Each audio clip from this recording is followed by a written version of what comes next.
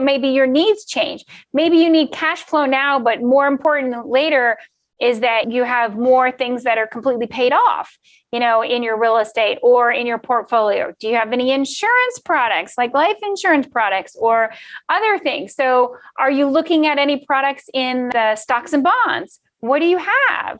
So what do you recommend for people as they're trying to actually create that diversification? Welcome to the Jennifer J. Hammond Podcast.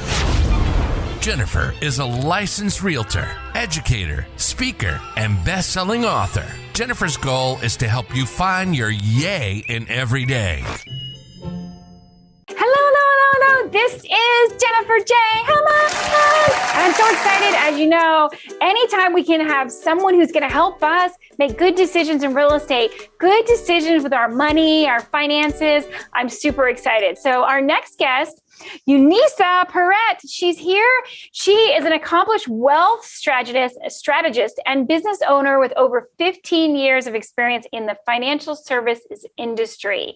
She has honed her expertise in delivering significant financial improvements to the bottom line of Fortune 500 companies and renowned global brands across multiple industries. And today, she is going to help us. So welcome to the show. So happy to be here, Jennifer. Thank you so much for having me. It's such a pleasure. Well, as we were talking about before we went on the air, one of the things is so often people get lopsided a little bit with real estate, but what are some of the things that people should know? Now we're in 2022. I want to say on the other side of the pandemic, and I'm going to use my air quotes, in the new reality. And so many people are wondering what they need to know before investing in real estate. That is a very, very good question. And considering that the market is still very high in real estate, while everything else seems to be tanking and folks they seem to be getting more and more depressed, and some of them, frankly, losing their head over what's happening in the market. I think that a lot of people need to really understand what it is that they want to do, right? Whether it's getting into real estate or getting into any other types of investments.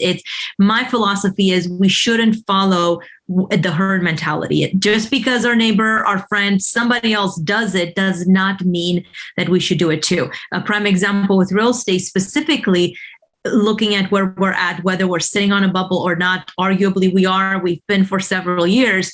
A lot of what I see, people have gone into a lot of fix and flips, a lot of brand new construction. And similarly to what happened in 2008, 2009, a lot of people not only lost their shirts, but lost everything that they had accumulated over the unnecessary speculative activities that they engaged in. So my guidance to people, especially in today's real estate economy, as they're looking to invest in real estate, is to make sure that they work with a good team, a team that will be on their side and is not just looking for that quick commission, but rather looking for the opportunities that still exist, but that will provide some security and some safety potentially if there is a market correction. And I call it your yay team. Everybody on your team should make you go, yay! I love that. It's really important because, again, as you just said, it's not about one transaction. It's really about somebody who's there for the relationship and wants to actually be there in the good times and the bad times. Because as we all know, the one constant in life is change. So even though the market's really hot right now, we also know that it's going to change, right? Correct. Absolutely. It's important to understand that your team is going to be important to help you through all of that, and that you need advisors. Those advisors are the people who can help you. So financial adversities in real estate, as I said, I've seen them before because I've been in for over 25 years now, and I know that there's some adversities coming up. I'm curious if you have any stories or anything you can share with each of us about what do we do and what lessons have you learned from your experience? Well, in terms of adversities, one of the big things I think is just to be balanced, right? To not put all of your eggs in one basket. I've got plenty of stories, as you know. I've been around real estate for many, many years, particularly because you and my husband share a lot in common. And I remember even during the 2009, 2010, 11 timeframe, where so many individuals would come to him and say, so-and-so told me I should just let the house go to the bank because I overpaid. And it's like, well, let's think about it. Would you much rather leave the house to the bank over the fact that maybe you're upside down $30,000-$70,000, or the reality is everybody's experiencing the same thing? What can you do in that situation to maximize on what you're going to be looking at in the future? And so they came up, every client, goes back to make sure that you have that yay team. I love that, the concept of the yay. So I might borrow it for myself, Jennifer. But the idea was for every single one of the clients that ever came up with that excuse. Somebody told me too. It's like, let's look strategically at the pluses and the minuses, the cons and the pros and the cons, to make sure that whatever you're doing now isn't going to hurt you 2 or 3 or 5 years later. And so they came up with all sorts of creative concepts in terms of letting the house go to, renting the house out, or doing other types of strategic moves with those properties. And those individuals ended up doing so much better than everybody else that just said, I'm just going to throw my hands up in the air.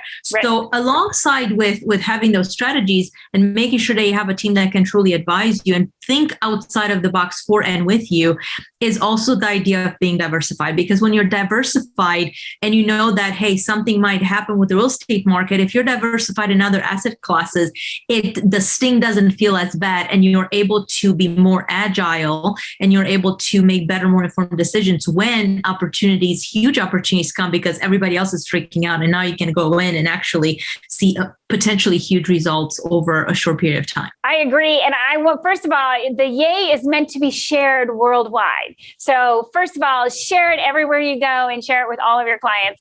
Yay! Everybody should have a yay team, and everyone should have, something that is helping them spread yays around the world. I think it is so important, especially because we do go through challenges. And I've even had some challenges that were so challenging that around me, people would say, well, so how are you finding the yay? I'm like, well, because it's a micro yay. It's a little one. I don't really see exactly the full yay right now. But when time and space goes past, it's amazing how, again, like you just said, with those people who may have almost lost their house, but then made a good decision and decided to keep it. And then it may have ended up working out really well for them if they had held on to it and not just panicked and, gave it back to the bank. So I love the micro yay. What I tell my clients is I always look for the silver lining, right? And even when things happen to me personally, sometimes to your point, you sit back and you're like, what in the world just hit me? What in the world just happened? And if we're able, this applies to anything that we do in life. If we're able to take a step back and say, okay, I'm sure that what just happened didn't happen to me. It happened for me. Sure, it stings right now. Sure, it doesn't feel comfortable, but what is the silver lining? Because I'm sure one exists.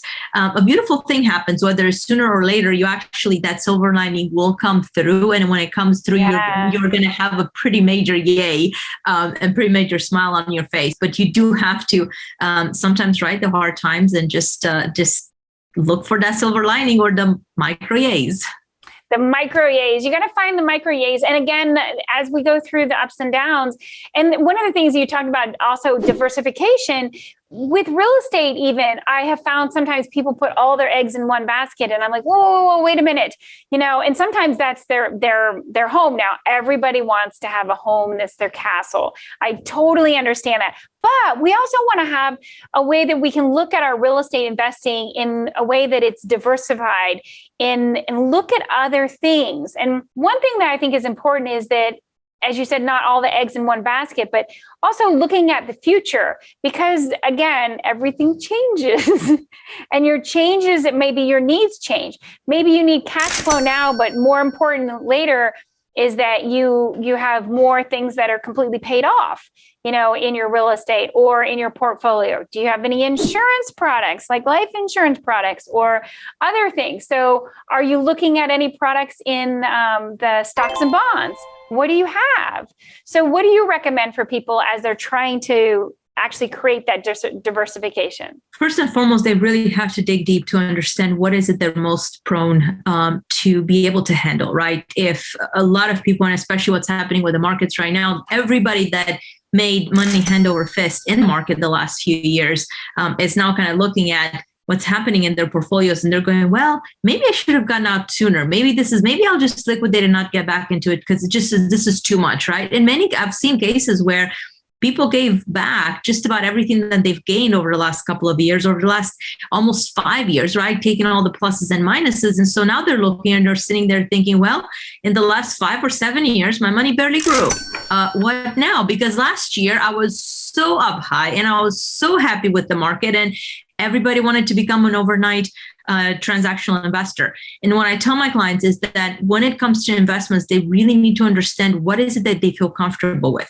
Personally, we help a lot of clients that do want to be in the market. We have strategic advisors that's pretty much what we use them for and what they do. They geek out on just that. That's what their bread and butter, right?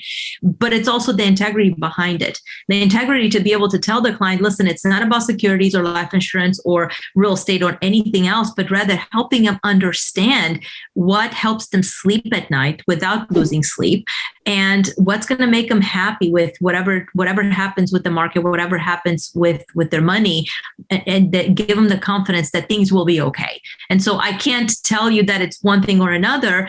What I can tell you is that oftentimes people don't know that they have choices when it comes to how they invest their money. The other thing that a lot of people don't understand, even if they understand that they have choices, which isn't very many people, is the fact that how the money gets invested can have a huge, huge ripple effect down the road. Are you wanting it to be taxed now, later, or never? A lot of people go, well, of course I want it in the never bucket. But guess what? We work with a lot of doctors, a lot of attorneys, a lot of pilots, high net earning individuals that frankly believe that, hey, I don't qualify for the tax never bucket because I make too much money. And my jaw drops every time thinking, who in the world told you that? Well, I can tell you, I know who told them that, but the reality is they're now in a situation where they might still have time to make changes, but it's going to cost them dearly versus if they would have known along the way. So understanding all of the options, understanding how we want the money to be treating us, how we want it taxed is so, so important. And the way I think about it, Jennifer, is kind of like a Rubik's Cube, right? And a lot of people just kind of see it. It's one dimensional. It has a lot of depth to it. And we need to explore all of those angles. Yeah. And I agree. One of the things you said really fast, but I think is so important to emphasize is the tax strategies, because the idea that people could have a tax never strategy, they're like, what do you mean? That's not possible. And you're like, whoa, that means you really don't understand the different ways that you can get your money taxed. And again, you have to understand it. It's a bit of an education. And I have learned, again, for so long, I was so focused on just real estate. And then when I got my insurance license and I started looking at the whole financial picture, it changed things for me. And that leads me to my last question for you is growing your business by not saving. This seems like something, again, that goes against a basic principle. People have been taught their whole lives to save. So talk about growing your business by not saving. Well, how about growing the business by reinvesting in it, right? A lot of people are looking at, to your point, just save. And they save and they amass a little bit of money and they feel like that money is the end all to be all. If something happens, if the bottom falls out, I'll be good. Well, here's what I'll tell any of those individuals. When you reinvest in yourself, when you reinvest in the business, you're going to see multiples in terms of returns on your money. Versus if you just keep it saved. I'm not arguing the case of, don't have a savings fund or don't have a fund that will take you potentially through negative and adverse times, right? Such as the 3 to 6 month buffer in terms of your budget.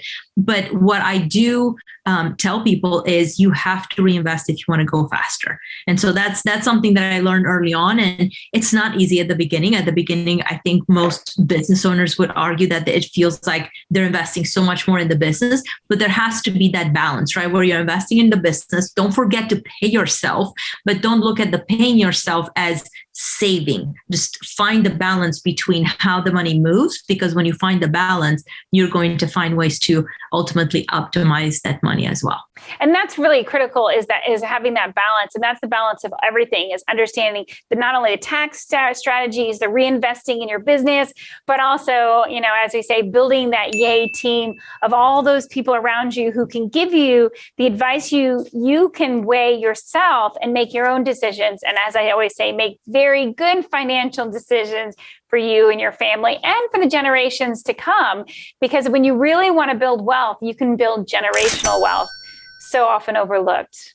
Very often overlooked, unfortunately, because oftentimes people tend to put things off. We'll do it next month. We'll do it next year. It's too much to look at. I don't understand it. It's above my pay grade. I'll talk to a so-called expert, and we let it go and we let it go. And before long, it becomes too late. One of the things that I tell, especially prospect clients, is it's not too late until it becomes too late, because there is a point of diminishing returns when it truly becomes too late to do some of the strategies that could have been so beneficial if they just knew about them much earlier in life and in their business building journey. Yeah. So I want people to know how they can get a hold of you. Will you share your website, social media? How do they find out more with you? Absolutely. And we'll make sure, I guess, that it'll be in the meeting and the podcast notes as well.